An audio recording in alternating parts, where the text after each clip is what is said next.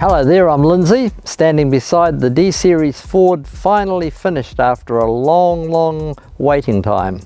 It's great to be standing beside the old D-Series Ford again. Normally I would do a restoration, take it down to the testing station, get a certificate of fitness and then present it as a finished product. But on this occasion things were a little bit different.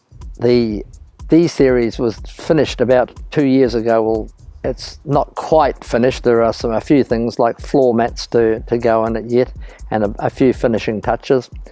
After sitting around for 2 years waiting to get the brakes fixed, we finally took the truck to the testing station, or should I say the guys at CRD Automotive took the truck to the testing station and got a certificate of fitness on it. I thought they were dreaming when they said that they expected to come back with a certificate of fitness, but very much to my surprise, it was a fait accompli. They took it up, and there was one thing missing on it, a nameplate, which we later found, took it back and got the certificate of fitness. Yeah, I bought in about 2016 from memory, and it sat around while other restorations were being done, and that gave me time to think about what colour we were going to paint it. It was an insipid blue, and which was a standard Ford colour at the time. But I didn't want to do it in the blue, although I did give a nod to the original colour by painting the underneath of the cab and painting the inside of the cab that original blue. All my trucks are painted green or some shade of green. I don't like to do them all the same shade because it's not really a fleet. They're just old vehicles that I've restored. And I was hunting around for a good colour of green, and was looking online and watching a Jonas Brothers video, and one of the Jonas Brothers had a guitar that was painted the same colour, or was coloured the same colour as as I've wound up painting the D, so that's why it's wound up with that.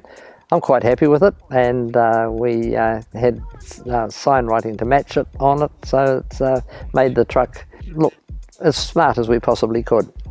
When I'm restoring a vehicle, a truck, I don't necessarily try to do it to pristine condition. Sometimes you see guys that have got real showcases of vehicles, but mine are not like that. I like to do them so take them from not having a certificate of fitness, not being roadworthy, to getting them roadworthy. While we were waiting for the D-Series to get work done on it, I had to start on something else. I had some Bedfords, a couple of A5 Bedfords and an S Bedford that I wanted to do, but a much easier looking job was the RG13 Dodge that I'm currently working on. So that's the current restoration. I expect to have that finished by closer to the end of 2024. This truck has got certified pie hooks as well, so that's something that's quite unusual, because the truck registration had been on hold for all its life. There was no trouble getting it certified again. It didn't have to go through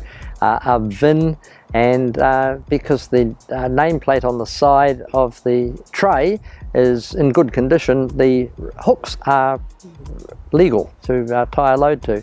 The truck has a set of sides which I will possibly work on, because it would be quite handy to go and get 4 or 5 meters of topsoil or whatever, which is I'd have to do as 2 loads of my little Daihatsu, so it will be used for that.